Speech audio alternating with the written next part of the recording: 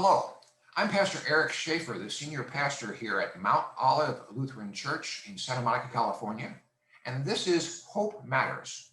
Each week I talk to an interesting person from our community and actually from around the USA and around the world about the theme of hope, because we believe here at Mount Olive that hope matters. Our guest this week is my new friend, good friend, Dr. Karen Gunn, who is the principal owner of the Gunn Consulting Group and is a retired professor of psychology at Santa Monica College here in Santa Monica, California. And she and I got to know each other through the Santa Monica Bay Area Human Relations Council. I always have to spit that out, Karen. It's a lot of words. Karen was the chair when I joined the council, and we continue to serve together on that. Welcome, Karen. Thank you for being with us today. Oh, it's my pleasure, Reverend. I'm so glad you asked me. Good, good. So after you changed your careers from teaching, you opened this consulting group. What sort of things do you consult on? Well, let me clarify. Actually, while I was a professor, I was also doing Okay. this consulting work. It was I suffered from multiple job syndrome, and my consulting work has been largely around addressing, when I think about it retrospectively, probably trying to achieve some degree of social justice in the workplace. A lot of my work was and is around training, and very specifically around addressing issues of workplace harassment, reducing prejudice in the workplace, and more recently, that's kind of folded into what most people refer to now as diversity, equity, and inclusion. A lot of my work also involved building teams and building effective teams that are diverse and inclusive in terms of their composition. And it was a nice complement to being a professor at Santa Monica College in the Department of Psychology, where I served for about 25 years. During that time, I was chair of the department. And I would have to say, in my work at Santa Monica College, which is in my heart, that I was probably what some might consider an activist professor. I was very interested in student success for underrepresented students, particularly Latino. Now we say Latinx, some do, African American, Asian Pacific Islanders. And I was also very invested in developing professional development for my colleagues around curriculum transformation. In other words, trying to look at the foundations of our academic disciplines and updating them in ways that address inaccuracies, sort of pejorative oriented ways of talking about classics in English, thoughts in psychology around intelligence testing and IQ and things like that, that reflected uh, the earlier thought leaders in the fields that were also victims of their own racism and sexism. So it was something like that. Yeah. So an organization that would employ you now might be a business that wants to do better, right? Absolutely. In fact, as you could imagine, in sort of this fallout from George Floyd and Breonna Taylor and others that the list is long. There are a lot of corporations in the private sector that are approaching me. There are municipalities like county governments, city governments, educational institutions that want to try to do a genuine job of addressing this. Even entertainment industry, multinational organizations that are knocking on my door saying we need help, we want guidance, even parts of the Defense Department. So I'm kind of running around like crazy, addressing requests for proposals. Wonderful. So that actually brings me to a more specific question. You and I, as I was going to say muck around, whatever the word would be in the issues of social justice, there are a lot of people who want to do better and don't know how to get started. The the well-meaning white person syndrome. So, and so if someone's watching us today and I say it and is thinking a white person is thinking, I don't know how to get a handle on institutional racism. I grew up in this pretty white culture. How can I start? What do you tell people who say, I don't know where to start? Well, you know what? I guess the academic in me would say read, because at this moment in time, we have a wealth of books that you can take and you can digest yourself and take to heart the suggestions. How to be an anti-racist. Um, Me and White Supremacy is another book. Right Fragility is another one. And there, so you can explore all kinds of things that come from thoughtful, research-based, scientifically oriented, but easy to read stuff. So that's the academic in me. The heart in me would also say, you got to have some heart to put into this game, which means that you need to be willing to make some change with yourself, build your self awareness, own your responsibility so that you don't turn to a person of color and say, fix it for me, um, fix me. And that's really the difference between becoming a superficial ally and being a genuine, authentic one. It's that there, and that's a difficult step for many people to take, because it's obviously easier if you just turn to someone and say, um, I'm going to follow your lead. I'm going to let you still be the one who leads us to redemption. And the difference that can be made is when you decide you want to lead, that you want to take a step. And here's another way to deal with it. And I'm thinking about this in terms of my own writing, is that sometimes it actually begins with having a conversation with a person of color and giving credibility to their story, listening and honoring what they tell you about their experiences, what their perspective is. And I think that's kind of hard, but it's absolutely essential. Yeah, yeah. Well, those are all good points.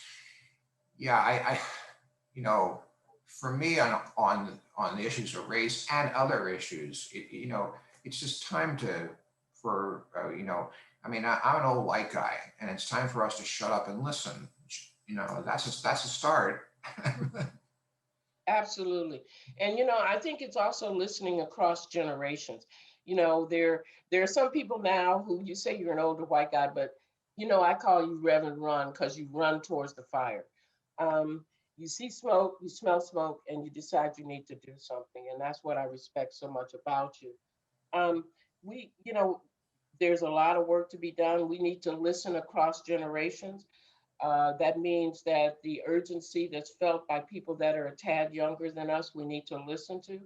And I will also say that those that are younger than us shouldn't dismiss those with a bit of gray in our hair or none at all, um, because we have something to offer. So when you say, okay, boomer, shut up, I struggle with that because Yeah, yeah. I think there's still much that I can offer, you can offer. And at the same time, I'm not going to dismiss the youthfulness and the movements that are afoot that come from people that are younger saying, we got to make some change. You know, this thing about age, and because you've been a teacher for so long, in many ways, dealing with people of different ages are irrelevant. My experience is that people respect authentic people. Bada bing, bada boom.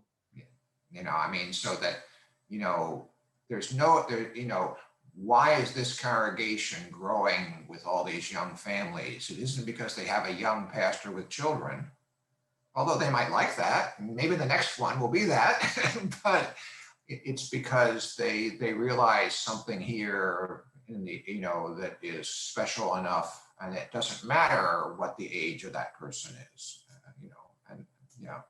But and I think that takes work. again, across, we're crossing so many borders to try to build unity. And, I talk to some folks that are older, and when even it comes to music, and music has always been a mouthpiece for revolution or literature. And, some folks that are older say, well, I can't listen to some of this urban rap stuff because they have concluded and stereotyped it's all misogynistic, it's all nasty stuff, it's all sexual. And if you listen to a lot of the music today and you listen beyond your stereotypes, people are talking about revolutionary things. And it's coming from urban hip hop stuff. And the same can be said for those that need to appreciate Nina Simone. Um, it it's a mix, and we got to pull it together.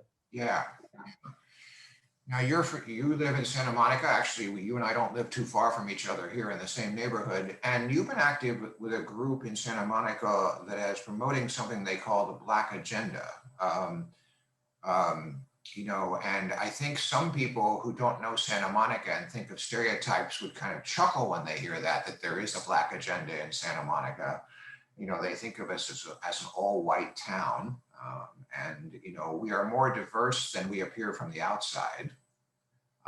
And there's a long history of African American residents of this town, and some very sad parts of that history as far as why there aren't more African American residents in this town. Yeah.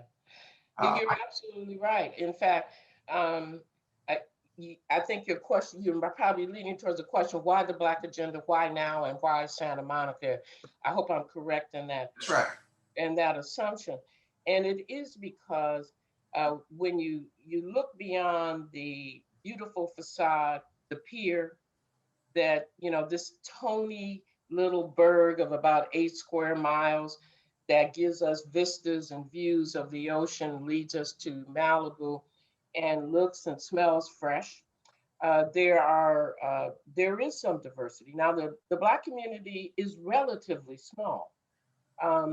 There are far more Latinos or Latinx folks here proportionately than there are African Americans, but there is a reason. And that's what led the Black agenda to become assertive about their activism. Black folks have been displaced at different times over the last 100 years in Santa Monica for a variety of reasons that are quite unfortunate and that a lot of people actually don't understand.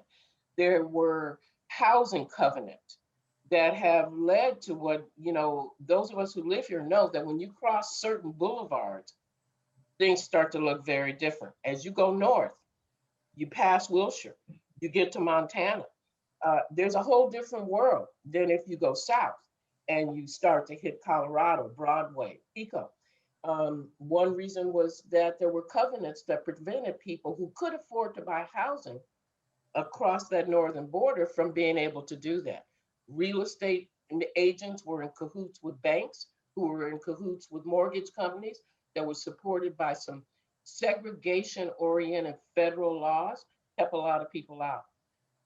The Belmar Project, which everyone needs to know about, recognizes that in the early 1900s, using eminent domain, a vibrant Black community was displaced to create the Civic Center area. Yeah. That's something, I didn't know anything about that until talking with the folks that are working on the art and history display that's going to be part of that. And I was also reading that when Route 10 was put in, it divided the Black community, which was a very healthy. These were not poor African American people. These were middle class African American people who owned apartment houses, and those. I mean, it was a vibrant community that got, and that I know that issue of highways has been a racist issue across the country. Absolutely. And when you look at the history of, and I think it was Eisenhower that began the transportation process from coast to coast and north to south. It divided communities. And usually what happened is communities of color who didn't have political representation were the ones who were most vulnerable to this eminent domain principle. And they couldn't object. Now, could you imagine If the 10 freeway had been proposed, even at the time, to run along east to west where Montana is, it Yeah, would never have happened. whatever It happened. would have never happened. So in that case, racism was the easy route Absolutely. Easy, powerful, and cheaper propulsive. and cheaper. Absolutely. I mean, And it was supported by denial that yeah. it even occurred. Oh, sure. Oh, sure. They would just say, well, I could do it here because I can get the properties for this much money, and over here I can't. So it has nothing to do with race. Well, sure it does. Yeah. But, um, well, you know, this is a show about hope, and I am hopeful that we're at least somehow coming to terms with some of this. You know, hope is such a powerful concept. And I think for many folks who become active in one way or another, even if it's just to change their individual consciousness, it's because hope, hope is usually driven by dreams of correction and perfection. And hope is sustained by accepting that it occurs in steps of progression. It doesn't happen overnight. And that's a tough sell for people who have experienced decades and centuries of frustration. We want it now. But those decades and centuries of a foundation take more than just one day to undermine. We gotta, I came from the Midwest where we had basements and they were where our rec rooms were and we did our washing and everything else. If we think about our society as having a very deep basement of racism and sexism and homophobia, short of blowing it up, you're going to have to dig it out. And that isn't going to happen overnight. Yeah, yeah. But a tough message to tell someone who is in the middle of, who is a younger, to tell a younger African American person that they probably roll their eyes a bit. Oh, and I still do.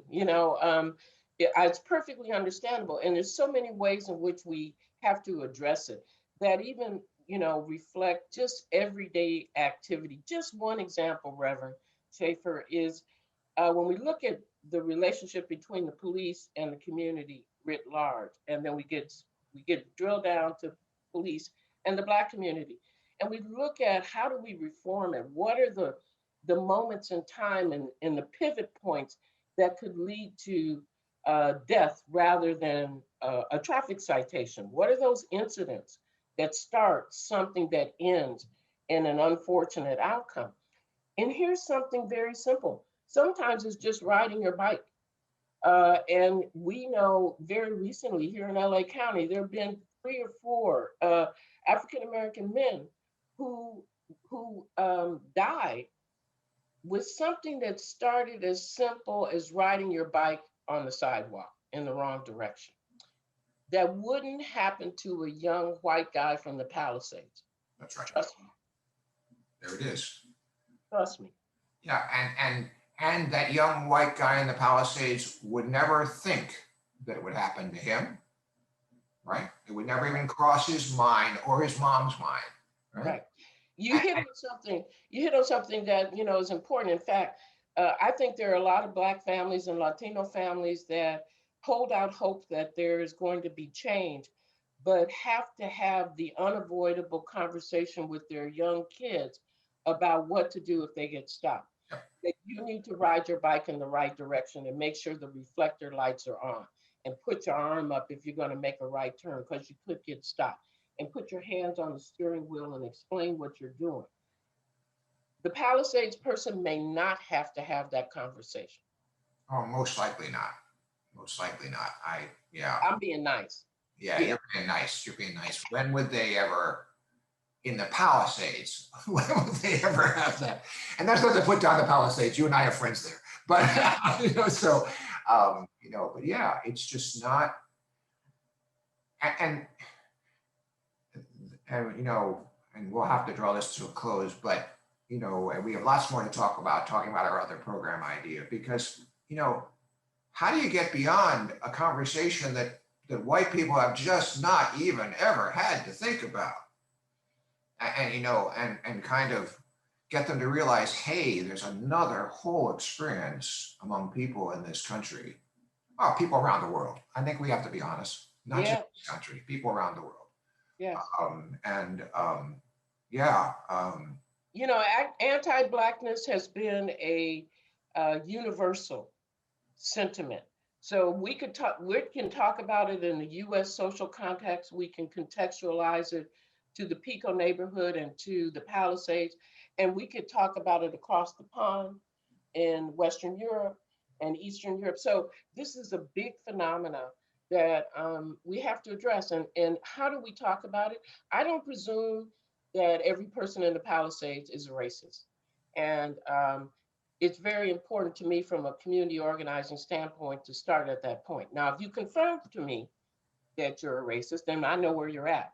But in order to make some change, I have to start with an open mindedness so I can have a conversation with you.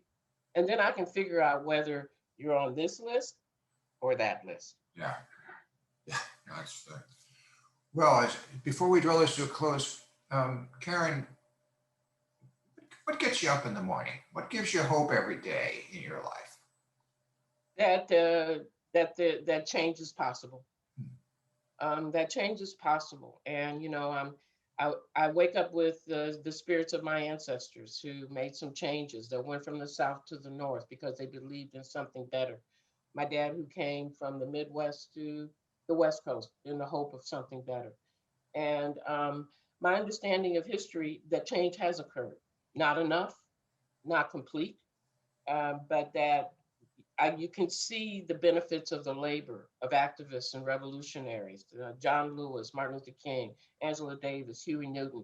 I could go on and on. Audre Lorde. I could go on and on. Wonderful. Thank you. The arc of the moral universe is long, but it bends toward justice. I think somebody said that. You got it right, Reverend Ron. You got it right. That's right. Martin Luther King Jr. I hope most of our viewers know that. Oh yes, absolutely, and that's more of the history that people do need to understand. Just Yeah. like they need to understand that generally, Dr. King also said he was worried more about the people who were his ally, who said they were his allies and they were silent, than the ones who were obviously overtly racist. The silence of our allies, the people who believe they're on our side, um, is the one we need to address more so than anything else. Well, that's a topic for another day, but you know, again, you and I are both still optimists, and my optimistic youth, what has happened under 4 years of this president, is that it's brought to the fore things that were there and were being tapped down. And the good news is when they're out, you can talk about Yeah, absolutely. it. And if there's any good news out of all the, I was going to say crap, but I shouldn't say all the junk in the last 4 years, it's that something that's been in this society for its entire length since we had since white people appeared in the new world, it is much more out in the open. Absolutely. And if we can find the opportunities and take the opportunities, we can actually turn that around to something good. Yes, I agree with you 100%. Yes, thank That's you. why we're buddies. Yeah, I know. All right. Thank you, Karen. Thank you for being our guest today on Hope Matters. This is Hope Matters, a production of Mount Olive Lutheran Church in Santa Monica, California. Our guest today on Hope Matters has been Dr. Karen Gunn, community activist, friend of many in this community, and longtime resident of Santa Monica. Karen, thank you for being with us. It's been a pleasure. Thank you for asking me. You're welcome. We have more to talk about. This is Hope Matters. We believe that hope matters because we believe we are a God of hope. Hope to see you again. Thank you.